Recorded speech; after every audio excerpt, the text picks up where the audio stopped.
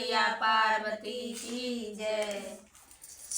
ऊपरा से सोच के आईनी शिव गुरु के नामवा, नीचवा भुलाई हो गईनी माया के बाजार में, नीचवा भुलाई हो गईनी माया के बाजार में, नीचवा भुलाई हो गईनी।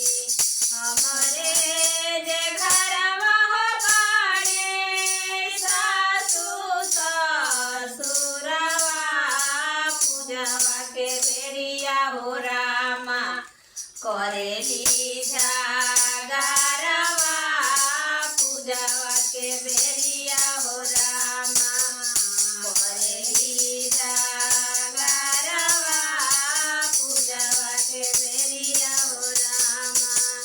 केतनो तुलर बुए सासू, केतनो जागरबू, हम तो मरबे हो करब गुरु के चरणवा, हम तो करबे हो करब गुरु के चरणवा, हम तो करबे हो करब।